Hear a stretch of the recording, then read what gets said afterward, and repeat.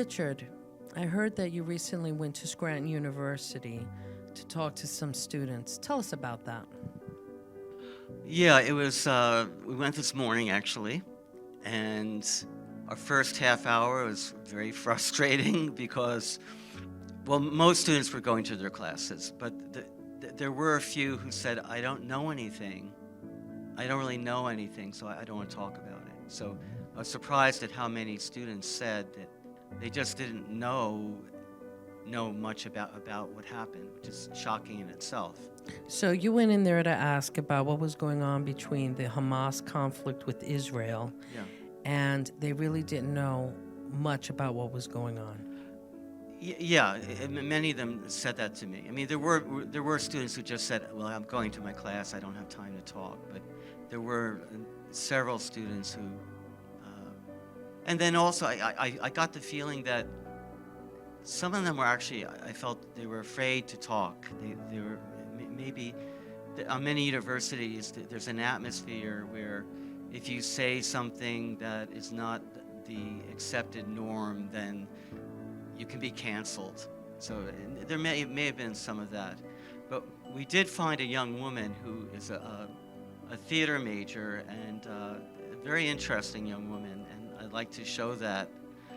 Her name is Brianna Grossman, and let's take a look at the interview.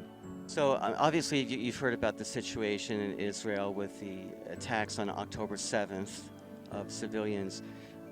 Do you have any response to what happened? Well, I, for one, do not really, of course, I don't like what's been going on, because part of my family,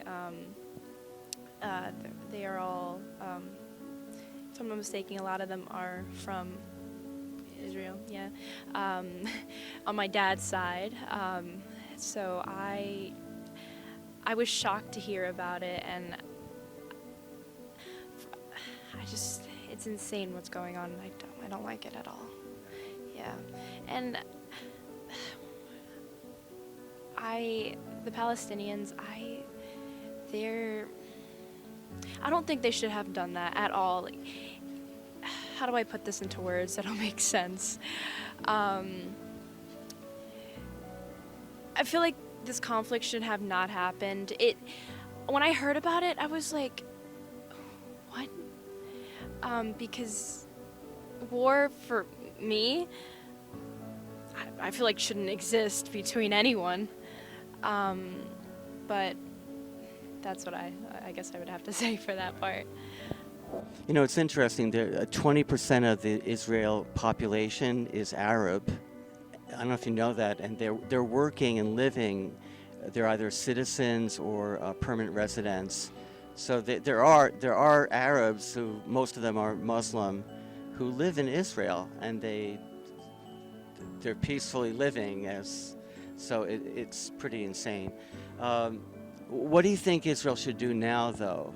Now that they've been, 1,000 of their citizens have been murdered, what do you think Israel should do? I think, for me, I really think their response shouldn't be to, I don't know, I wouldn't say fight back, because in some way, like in a bad way, fight back. I'd say at least have a response to it and state their opinion strongly, and at least get it out there to other countries and say, like, if you have if you can help, and get food, shelter, water, have them have a lot of the, if I'm making sense, I'm trying to make sense of this because it's early in the morning, but I feel America should at least provide food and shelter for them. And as for them, I feel they should at least, because they shouldn't have their home taken away like this. So I feel they should at least have a say, and maybe fight back, if that makes sense. But Okay, well, I mean, apparently the Hamas leaders, in the Article 7 of their founding document, they say that they want to basically eliminate the Jews. That's what their statement is in the Hamas charter. So the Hamas leaders who planned this attack, they're still living, obviously, and they're still planning more attacks, and they're sending rockets every day into Israel. The rockets are not very good, so they often do not hit their target, but they are shooting rockets. Yeah. Okay, yeah. Now that I have more insight on what's going on, I did not know that at all. See, that's what doesn't make sense to me. I think the Israels should at least now, after that, they should have a say and fight back. I did not know that. Oh my God, that's insane. If they are still alive, that doesn't. Sorry, I'm trying to register that I did not know. I mean, my word, I hope, can at least have other people say, like, yeah, this shouldn't happen. We should at least help them and get into their, get into the little country and get them here. But I don't know. I feel like they shouldn't have their home taken away like that. I mean, war doesn't, like this war shouldn't be happening. I'm trying to make sense so it wouldn't. No, I understand. Yeah. I mean, Yeah. nobody likes to have war. And, Yeah. And then we're fortunate here in America because we have not had to fight a war on our own soil for over 100 years. Right? Yeah. So I don't know if you know this, but in 2005, there were Israeli settlers living in what we now call Gaza, the Gaza Strip, and they forcibly removed all Israeli settlers from that land, and they gave the land to the Palestinians to run. And unfortunately, the Palestinians elected this Hamas group, which chose to launch attacks against Israel, basically for about 16 or 17 years. They've been attacking Israel. So it's really a kind of a catch-22 situation, because most Israelis just would like to live in peace, but they're being attacked. And they thought that they were safe because of this wall they built, but the wall was pushed down by bulldozers and that type of thing. So what do you do if you want to be a friend with somebody, but they want to attack you or even kill you? I mean, that's kind of the situation. Yeah, well, for me, if that's the case, how do I put this? For me, I would try to find peace, even if they're trying to attack me. I would try to at least find peace with them, try to find something to band together in some way. I know what's going on is insane and it shouldn't be happening, but at least try to find a way for them to have some sort of union, and some happiness. But I don't know, with what's been going on, it's gonna be hard. And I mean, again, if I had a friend who was trying to attack me, maybe I would also try to find help. But And when you say help, you mean like call the police or something, or? I'd say either, yes, call the police, or maybe try to have other people. I would try to talk to other people and see if they can maybe help me. Like, basically have the Israelites just like have them try to maybe find another, like I said before, another country to maybe help them, because I mean, if the Palestinians had some sort of little area with them, and some of them are living in Israel, that should give them like the the mindset of, oh, well, I have some people who are living, some of us who are living in Israel. I shouldn't attack a friendship country, basically. But that's, yeah. Let me ask you this. I mean, you and I think most Americans and probably most people in Israel, we kind of have an idea that of human rights. Everyone has the right to exist, free speech, freedom of religion. What if you're dealing with people who have a mindset that is from like maybe 1,000 years ago, and their attitude is, I have a right to exterminate this other group of people. I have, and even Allah or God wants me to do that. How do you deal with the idea that another person has a completely different worldview that doesn't, it's not based in the 21st century, it's based more in the 11th century? Well, if they're more so not in the 20th century and they're more in the past, I would say, because for us, we can't, like, control their living, control their, how fast they go with time. And if they're living, again, in the past, then they would have to catch up with our time. But I would have to say try and share. I would want to share things, at least. Like, how do I put this? If we have freedom of speech, freedom of religion, freedom of just walking anywhere we can, and they don't really, and they have more of, they're closed off, they're not allowed to go anywhere, their wives are, covered and away. I mean, again, we can't control that part, but if they're in a different mindset of war, then that we can't control, then I mean, it's mainly a problem. If it's a problem, it really is a problem. I mean, we can't control something like that. They would just have to try and catch up, which is gonna be hard.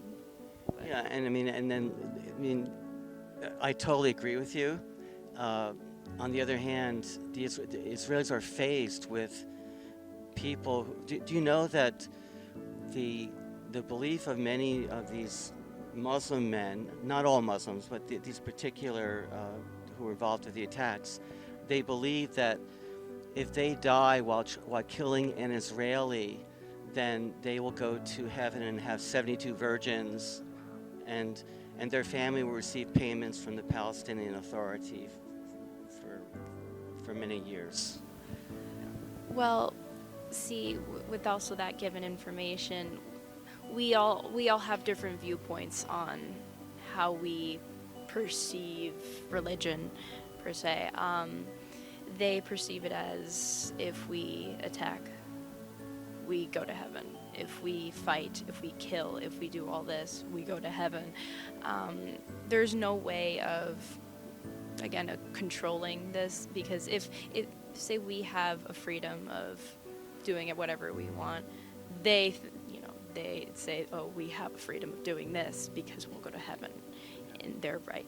But they shouldn't have the mindset of, again, attacking a country that tried and brought the Palestinians in. That I'm still trying to process in my head throughout the whole news. I don't know if you heard, there was a music festival. It's called the Nova Music Festival, and it was near the border with Gaza. And so you have young people, maybe your age, who are just having a good time dancing with their friends. And at least 200 of them were just murdered, raped, murdered.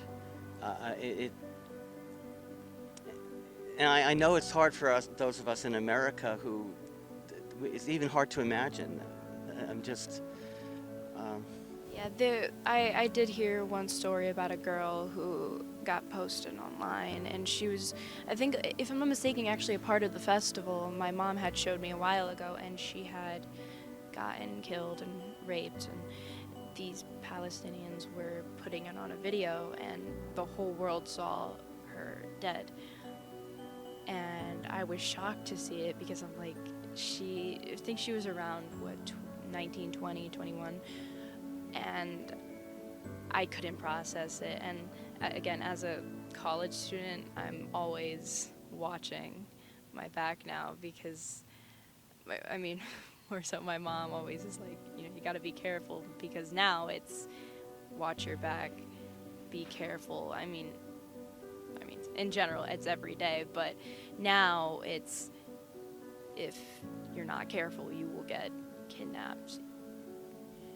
The Palestinian, but yeah. I mean, that raises a very good issue, which is, do you think that something like that could happen here in America?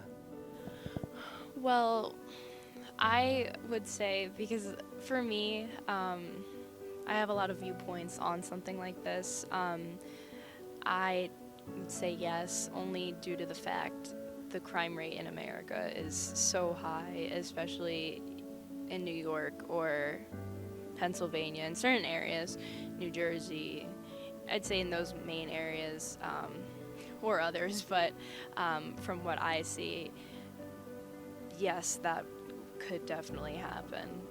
No matter who you are, no matter what age you are, no matter how tough you are, it can still happen at any time, any day.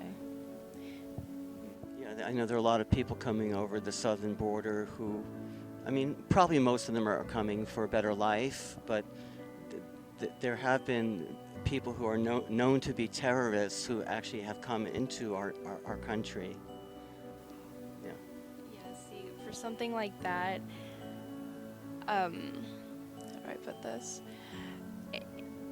America has made a interesting choice for letting this happen in some way, especially letting the freedom of this to roam around. I'm trying to put a certain viewpoint on this part, but my viewpoint, it's not right, because once you let anyone in, anything can happen. I mean, the news is insane now with everything that's happening, including what's happening with Palestine and Israel. But America has become such a disaster, and again, saying this from a college student's point of view, and I'm not, a part of the higher ups and anything, but for me as an individual, I don't like what's going on at all. Yeah, but yeah, that's what I have to say. All right. Well, listen. Thank you for sharing. Anything else that you think you'd like to say, or? Not really right now,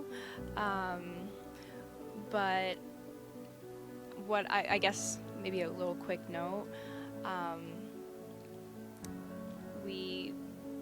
Again, for me, I'd say no war should happen. And again, I can't change that, but I feel war is, again, you can't stop it, but as a person, it's wrong. It's very wrong, but yeah, that's all I have to say. What do you think? I find it very striking that this young lady, who looked like she was probably 19 or 20 years old, her father is from that area, and it seems that she had some knowledge, especially with her mother, showing her a clip of what happened on with the attacks and a rape. And Yeah, I don't know if her father was from Israel or he was Jewish, I think, and then maybe they have relatives in Israel. Well, the fact that she was more invested, I think, because of her family. What strikes me is that you would think that being invested in that kind of would make you have a better understanding of what's going on. What I find very interesting, Richard, is that you brought up a lot of facts to her, which she embraced, and she was in shock. You could clearly see in the video she was in shock. But what does that mean for our media? How is the truth? Is the truth out there, getting out there to our young adults that could make smart decisions? Because it doesn't seem to me that, these are our brightest students, supposedly, right? They're the brightest kids because they're in college. Are they really learning what's going on in these global events? Well, yeah, I mean, I think there's a lot that we need to talk about regarding our education system, and the fact that there's a lot of history that simply is never taught, about the history of the 20th century, communism, all kinds of things, right? But, and even the conflict with radical Islam, it was pretty clear that most of the students don't really know much. Probably they're looking on I don't think they watch TV news, but maybe they're watching the internet. They see things on TikTok or someplace, or Instagram. So, I mean, I have to say I was impressed that she was willing to take in new information and to think about it. But I also realized that the students, they cannot wrap their head around the idea there's a war of worldviews. They assume that most people agree with the idea of freedom of religion, freedom of speech. I mean, here in America, we are totally blessed that in most cases, we may disagree with people, but we don't want to fight about it. We may debate about it. We basically have this attitude, and we take that for granted, right? In many countries, it's really not that way. And to deal with the idea that there are people who want to kill you simply because you are, in this case, Jewish, and they think they're going to heaven if they kill an Israeli man, woman, or child, or grandmother, and they think that because the women are not Muslim, therefore they are allowed to rape them before they actually execute them. So we know that this conflict has been going on for thousands of years. And in my lifetime, certainly, I haven't seen it in quite a few years get this bad. Where is the leadership? Why isn't someone coming in and stopping this? What kind of hope can we have for global assistance? I mean, where's America? We're the country. We're the big brother to Israel. What are we doing about this, Richard? Yeah. Well, I mean, as our audience probably knows, I think we sent 2 big battleships there. We are apparently giving certain types of weapons to the Israelis. So on the one side, we're doing some things which I think are helpful to them. But at the very same time, we also gave $100 million to Hamas and the West, Palestinian Authority. It's almost like we're rewarding them after a mass murder of more than 1,000 civilians and a few hundred soldiers, Israeli soldiers. So, and by the way, as I mentioned in the interview, there are Arab soldiers in the Israeli army. I mean, most people don't know that 20% of the population of Israel is Arab. Most of those Arabs are Muslim, and also there's Christian Arabs too. So it's ironic. Israel has a multicultural society which has Muslims and Arabs living in their country, working there, living there, and so on. And of course, the reverse is not true at all. Obviously, it's a different situation in the Gaza Strip. I don't think there are any Jews there because I don't think they would last. The other thing I want to mention is that I read yesterday that it wasn't just the Hamas fighters who were killing or executing Israeli civilians. There was a group of civilians from Gaza who also came across the border. I guess a group of them had a bulldozer. They pushed over the fence, and they were going around, not in military uniforms, they were going around in flip-flops, in just normal clothes, and these were young and older men. They were also raping and murdering women, killing Jewish men and children as well. So it's not just Hamas fighters that we're talking about. It's apparently there's widespread support among the people of Gaza, for this. Let me ask you a question, Richard. In Israel and in this Gaza Strip, are Jews able to defend themselves? What is the policy on being able to have a firearm and defend oneself?